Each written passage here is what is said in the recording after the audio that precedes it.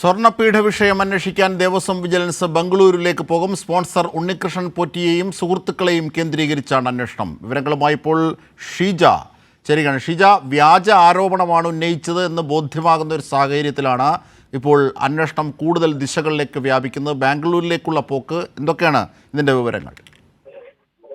അജിംഷാദ്, പ്രധാനമായും സ്വർണ്ണപ്പാളിയുടെ സ്പോൺസറായിട്ടുള്ള ഉണ്ണികൃഷ്ണൻ പോറ്റിയുടെ ഇടപാടുകളിൽ അത് വിശദമായി തന്നെ അന്വേഷണം നടത്താനും അതോടൊപ്പം തന്നെ ചോദ്യം ചെയ്യലിനുമായിട്ടാണ് നിലവിൽ ഇപ്പോൾ ദേവസ്വം വിജിലൻസ് അത്തരത്തിലൊരു തീരുമാനത്തിലേക്കാണ് എത്തിയിരിക്കുന്നത്. ഇതിന്റെ ഭാഗമായി തന്നെയാണ് ഇപ്പോൾ അന്വേഷണ സംഘം ബംഗളൂരുവിലേക്ക് പോകാൻ തീരുമാനിച്ചിരിക്കുന്നത്. അടുത്ത ആഴ്ചയിലായിരിക്കും ദേവസ്വം വിജിലൻസ് ബംഗളൂരുവിലേക്ക് പോകുക. ഇതിൽ പ്രധാനമായും 2019 ഈ സ്വർണ്ണപ്പാളി അറ്റകുറ്റപ്പണിക്കായി ചെന്നൈയിലേക്ക് കൊണ്ടുപോയിരുന്നു. പക്ഷെ ചെന്നൈയിലേക്ക് കൊണ്ടുപോയ ഈ സ്വർണ്ണപ്പാളി ബംഗളൂരുവിലെ ഒരു അയ്യപ്പ ക്ഷേത്രത്തിൽ അത് പ്രദർശിപ്പിച്ചു എന്ന് കണ്ടെത്തിയിട്ടുണ്ട്. അതിന് ഈ ഉണ്ണികൃഷ്ണൻ പോറ്റിയാണ് അത് കൊണ്ടുപോയത്. അപ്പോൾ ഉണ്ണികൃഷ്ണൻ പോറ്റി അറിയാതെ അത് സംഭവിക്കില്ല എന്നുള്ളതാണ് കണ്ടെത്തൽ.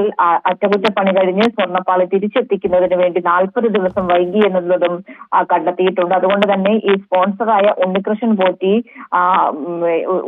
പോറ്റിയിലും അതോടൊപ്പം തന്നെ വ്യവസായികളായ 2 സുഹൃത്തുക്കൾ, ഉണ്ണികൃഷ്ണൻ പോറ്റിയുടെ സുഹൃത്തുക്കളെയും കേന്ദ്രീകരിച്ച് തന്നെയാണ് പ്രധാനമായും ദേവസ്വം വിജിലൻസിന്റെ അന്വേഷണം എന്ന് പറയുന്നത്. പൂർണ്ണമായും ഉണ്ണികൃഷ്ണൻ പോറ്റിയുടെ ഇടപാടുകൾ ഉൾപ്പെടെ പരിശോധിക്കുവാൻ കൂടിയാണ് നിലവിൽ ഇപ്പോൾ തീരുമാനിച്ചിരിക്കുന്നത്.